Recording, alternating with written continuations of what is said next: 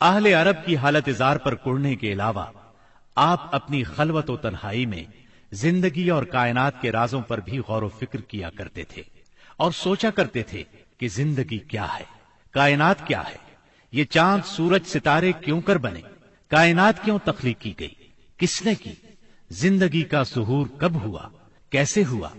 یہ وہ دن تھے جب آپ تنہائی میں غور و فکر کی ضرورت کے ساتھ ساتھ عبادت کو بھی لازمی سمجھتے تھے۔ عبادت آپ کی روح کی ضرورت تھی، لہذا آپ رمضان بھر غار حرا میں قیام فرماتے، آنے جانے والے مسکینوں کو کھانا کھلاتے اور بقیہ اوقات اللہ تعالی کی عبادت میں گزار دیتے۔ غار حرا مکہ مکرمہ کے مشرق میں خانہ کعبہ سے کوئی 3 میل دور جبل النور کی چوٹی پر واقع ہے۔ خلوت اور گوشہ تنہائی کی تلاش میں آپ غار حرا پہنچے۔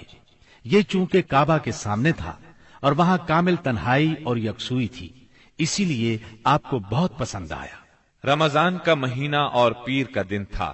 آپ غار حرا کے اندر ذکر الہی اور عبادت میں مشغول تھے کہ یکایک جبریل علیہ السلام نازل ہوئے اور آپ کو وحی اور نبوت سے نوازا۔ سیدہ عائشہ رضی اللہ عنہا فرماتی ہیں، رسول اللہ صلی اللہ علیہ وسلم پر وحی کا آغاز نیند میں اچھے خواب سے ہوا۔ آپ جو خواب دیکھتے وہ سفیدہ سحر کی طرح نمودار ہوتا۔ پھر آپ کو تنہائی پسند آنے لگی، چنانچہ آپ غار حرا میں خلوت فرمانے لگے اور کئی رات گھر آئے بغیر عبادت کرتے اور اس عرصے کے لیے توشہ بھی ساتھ لے جاتے۔ پھر سیدہ خدیجہ رضی اللہ عنہا کے پاس تشریف لاتے اور اتنی مدت کے لیے پھر توشہ لے جاتے، یہاں تک کہ آپ غار حرا میں تھے کہ آپ کے پاس حق آ گیا، یعنی فرشتہ آپ کے پاس آیا اور کہا اقرا، یعنی پڑھیے۔ آپ نے فرمایا میں پڑھنا نہیں جانتا۔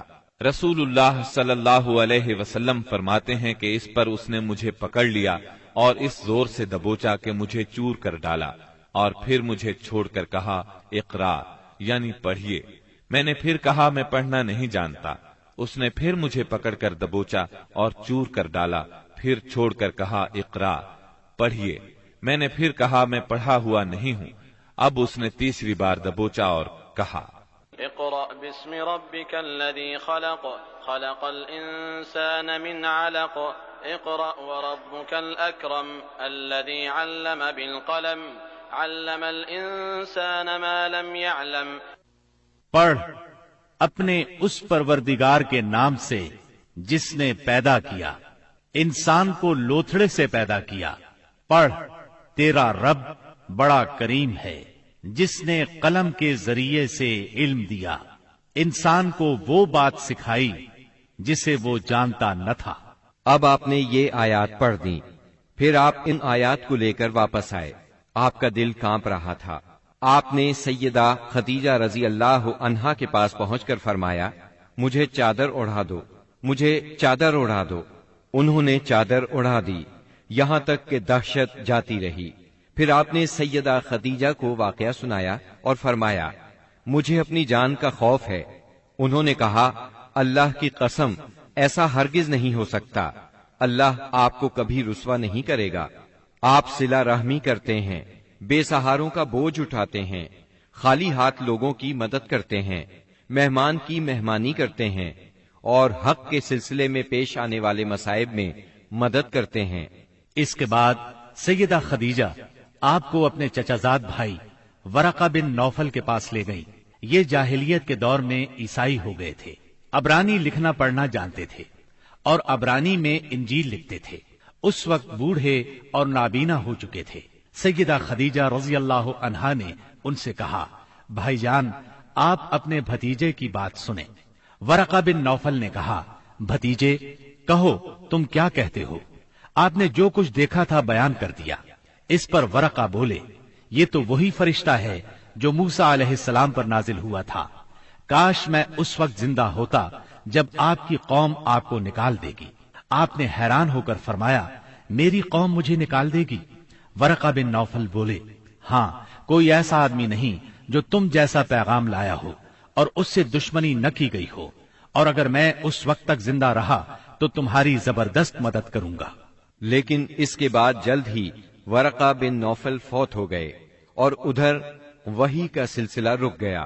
وحی کی بندش سے آپ کو سخت رنج و ملال ہوا، لیکن مصلحت الہی اسی میں تھی، کیونکہ اس طرح خوف جاتا رہا، معاملے کی نوعیت سمجھنے کا موقع ملا، اور دوبارہ وحی کی مشقت برداشت کرنے پر طبیعت صرف آمادہ ہی نہیں ہوئی بلکہ ایک گونا شوق اور طلب بھی پیدا ہوئی، اور آپ دوبارہ وحی کا انتظار کرنے لگے۔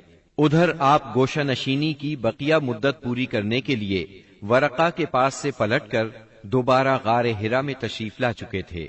جب ماہ رمضان ختم ہو گیا اور آپ کی اعتکاف کی مدت پوری ہو گئی تو عادت کے مطابق پہلی شوال کی صبح حرا سے اتر کر مکہ معظمہ روانہ ہوئے۔ نبی کریم صلی اللہ علیہ وسلم ارشاد فرماتے ہیں، میں پہاڑ سے اتر کر میدان میں پہنچا تو مجھے پکارا گیا۔ میں نے دائیں دیکھا، کچھ دکھائی نہ دیا، بائیں دیکھا تو بھی کچھ دکھائی نہ دیا، سامنے دیکھا تو بھی کچھ دکھائی نہ دیا، پھر پیچھے دیکھا تو وہاں بھی کچھ نظر نہ آیا۔ اس کے بعد میں نے سر اوپر اٹھایا تو کیا دیکھتا ہوں کہ جو فرشتہ حرا میں میرے پاس آیا تھا وہی آسمان و زمین کے درمیان موجود ہے۔ یہ دیکھ کر میرا پورا وجود اس کے روب سے بھر گیا، یہاں تک کہ میں زمین کی طرف جھک گیا۔ پھر میں خدیجہ کے پاس آیا اور کہا، مجھے چادر اڑا دو، مجھے چادر اڑا دو، مجھے کمبل اڑا دو، ٹھنڈے پانی کے چھینٹے مارو۔ انہوں نے کمبل اڑا دیا، ٹھنڈے پانی کے چھینٹے مارے، پھر یہ آیات نازل ہوئیں۔ یا ایھا المدثر قم فانذر وربک فکبر وثیابک فطہر والرجز فاہجر۔ اے کمبل پوش، اٹھ اور لوگوں کو ان کی بدعملی کے نتائج سے ڈرا، اپنے رب کی بڑائی بیان کر اور اپنے کپڑے پاک رکھ اور گندگی سے الگ تھلگ رہ۔ بعثت نبوی کے ابتدائی 3 برسوں میں آپ چپکے تبلیغ کرتے رہے۔ اس دوران میں سیدنا ارقم رضی اللہ عنہ کا گھر اسلامی تحریک کا مرکز بنا۔ یہ گھر کوہ صفا کے دامن میں واقع تھا۔ نمازیں گھروں کے اندر اور پہاڑوں کی گھاٹیوں میں پڑھی جاتی رہیں۔ اس تبلیغ کے ذریعے سے چراغ جلتا رہا۔ آپ نے سب سے پہلے ان لوگوں کو تبلیغ فرمائی جن کے آپ کے ساتھ تعلقات تھے۔ آپ کو اپنے ان قریبی ساتھیوں کی طرف سے مایوسی کا سامنا نہیں کرنا پڑا۔ عورتوں میں آپ کی زوجہ سیدہ خدیجہ رضی اللہ عنہا، غلاموں میں زید بن حارثہ رضی اللہ عنہ، مردوں میں سیدنا ابو بکر صدیق رضی اللہ عنہ اور لڑکوں میں سیدنا علی رضی اللہ عنہ نے سب سے پہلے اسلام قبول کیا۔ خفیہ دعوت و تبلیغ کا یہ سلسلہ قریباً 3 سال تک جاری رہا۔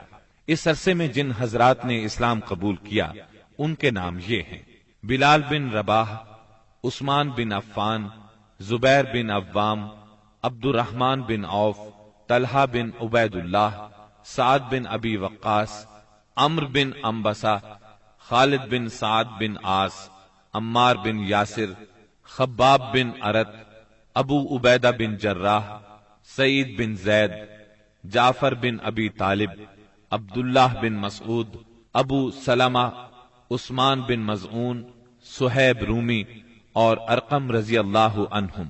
مجموعی طور پر قریباً 40 افراد نے اسلام قبول کیا۔ ان حضرات کو السابقون الاولون کہا گیا۔ اس خاموش تبلیغ کے نتیجے میں 40 افراد نے اسلام قبول کیا۔ اس طرح اسلام کی بنیاد مضبوط ہو گئی۔